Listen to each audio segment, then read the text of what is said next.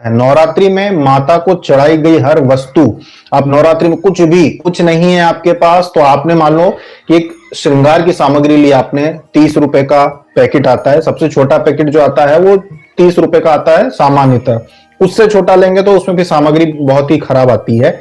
कम से कम 30 रुपए का सामग्री का श्रृंगार का आपने पैकेट लिया, और अगर वो आप माता को चढ़ा के आते हैं नवरात्रि में, किसी भी मंदिर में आपने चढ़ा दिया, वो भी अपना एक बहुत महत्व रखता है। नवरात्रि में अपने घर में सिंदूर लो, आप सिंदूर ले लिया आपने अपने घर में, चाहे वो कामिया सिंदूर हो या घर का साधारण सिंदूर हो, सिंदूर आप माता को चढ़ाइए और साल भर फिर उस सिंदूर का उपयोग करें। जो महिलाएं साधकाएं हैं वो लोग अगर उस सिंदूर का उपयोग करेंगी खुद की मांग भरने में, तो उनका सम्मोहन बढ़ता है, उनके ऊपर नकारात्मक चीजों के प्रभाव जो होता है वो कम होता है। अगर कोई झपट्टा लगने वाला हो गलत चीज का तो वो नहीं लगता।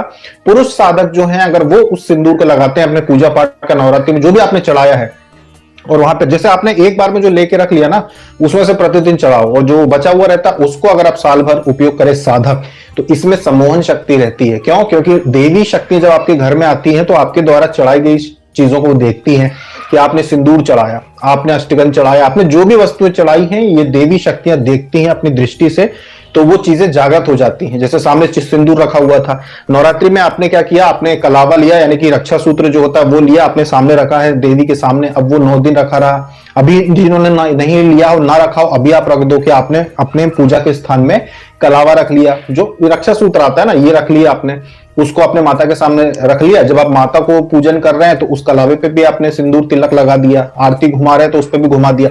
इसी को आप खुद, क्योंकि ये भी जागृत हो जाता है, इसी को आप अपने हाथ में बांध सकते हैं दशहरे के समय पे।